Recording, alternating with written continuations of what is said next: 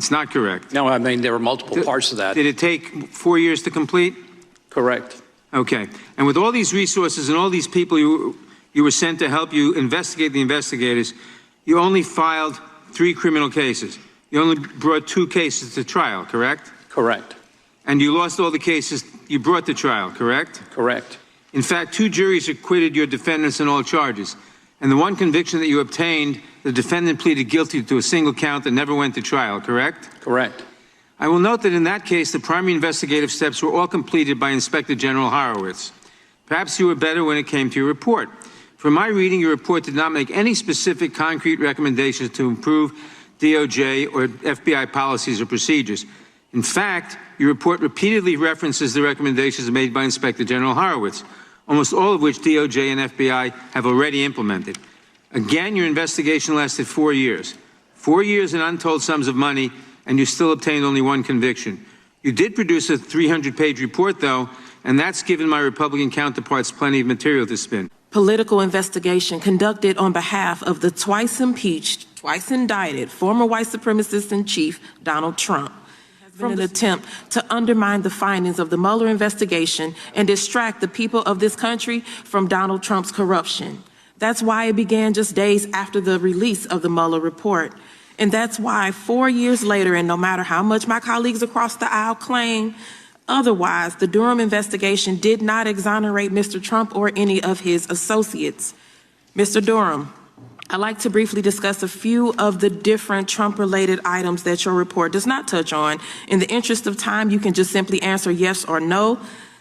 The Mueller report found that Trump campaign chairman Paul Manafort knowingly shared internal polling data and information on battleground states with a Russian spy. Did you find this to be untrue? I did not find that to be untrue. Thank you. Thank you for that. The Mueller report shared this internal polling data with a Russian asset with the expectation it would be shared with Putin-linked oligarch Oleg Deripaska. Did you find this to be untrue?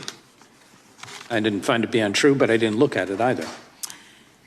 The Mueller report found that Russian military hackers first targeted Hillary Clinton's personal office within hours of Trump's infamous July 27, 2016 press conference, which we've heard already, where he said, Russia, if you're listening, I hope you're able to find the 30,000 emails that are missing. Did you find this to be untrue? When you say this, what? That Mr. Trump clearly said that. Is it publicly recorded? Did you find, the Mueller report found that Russian military hackers first targeted her personal office within hours of the infamous press conference, where Trump said, Russia, if you're listening, I hope you're able to find the 30,000 emails. And if that was, did you find this to be untrue? I did not find that to be untrue. Thank you. So again, your investigation, Mr. Durham, did not undercut the basic findings of the Mueller report. Those who read your report as exonerating Donald Trump are willfully deluding themselves and the people of this country. And let's take a step back for a minute. In the chaos created by all these conspiracy theories and other propaganda amplified by right-wing hate machine, the one we continue to hear, a very simple point is getting lost. Republicans will do anything, say anything, and spend any amount of money to hide the basic truth that their leader is a criminal, corrupt, narcissistic buffoon. That's why we're still talking about Carter Page. That's why anyone even knows who John Durham is. That's why Republicans are still carrying on Mr. Durham's work by launching frivolous investigations that end with them embarrassing themselves by propping up obvious lies. It has always been about gaslighting the country. So instead of holding these farcical hearings about farcical investigations, I urge my colleagues, my Republican colleagues, to get serious and start legislating on behalf of their constituents instead of helping the twice impeached, twice indicted Donald Trump further evade accountability. Now, Mr. Durham, I'd like to ask you the following simple yes or no questions. Trump's former campaign chairman, Paul Manafort, was convicted, correct? I'm sorry, could you just repeat that one? Trump's former campaign chairman, Paul Manafort, was convicted, correct? That's correct. Trump's former foreign policy advisor to the campaign, George Papadopoulos, was convicted, correct? That's correct. Trump's former deputy campaign manager, Rick Gates, was convicted, correct? Not in connection with the Russian matter. All right. Mr. Durham, you can hold yourself out as an objective Department of Justice official or as a partisan hack, and the more that you try to spin the facts and not answer my questions, you sound like the latter. So I'm just gonna ask this simply. Trump's former National Security Advisor, Michael Flynn, was convicted, correct? That's correct. Trump's longtime advisor, Roger Stone, was convicted, correct? I'm sorry, missed the last thing you Trump's mentioned? longtime advisor, Roger Stone, was convicted, correct? Correct. In contrast to multiple Trump associates who were convicted, you brought 2 cases to jury trial based on this investigation, and you lost both. And so I don't actually know what we're doing here, because the author of the Durham Report concedes that the FBI had enough information to investigate, and thank goodness the FBI did, because multiple Trump associates who committed crimes were held accountable. And the best way to summarize what happened is thank you to the brave men and women of the FBI for doing their jobs. Yeah, I mean, I think if you read what's in the cable and what's in the report, is that what the diplomats reported was there was a suggestion of a suggestion that the Russians could help. They had damaging information as to Mrs. Clinton.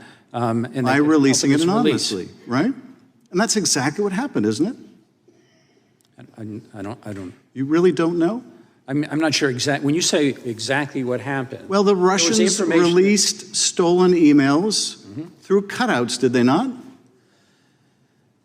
There were emails. It's a very simple question. Did they release information, stolen information through cutouts, yes or no? Yeah, I'm not sure that. You really don't know the answer to that? The answer is yes, they did. Through DC League exclusive. Well, in your mind, it's yes. Well, Mueller's answer was yes. More important than mine, Mueller's answer was yes. Now, that information, of course, was helpful to the Trump campaign, wasn't it? Yeah, I don't think there's any question, but that the Russians intruded into, Well, I just want to hacked into the systems, they released information. And that was helpful to the Trump campaign, right? And the conclusion in the ICA and in the Mueller investigation was that the Russians intended to assist. Can you answer Trump. my question, Mr. Durham? That was helpful to the Trump campaign, right? Yeah, that's. And Trump made use of that, as I said, didn't he, by touting those stolen documents on the campaign trail over 100 times? I said, I don't really read the newspapers or listen to the news. I don't Well, really, find all that reliable, so I don't know that. Mr. Durham, were you totally oblivious to Donald Trump's use of the stolen emails on the campaign trail more than 100 times? Did that escape your attention? I am not aware of that.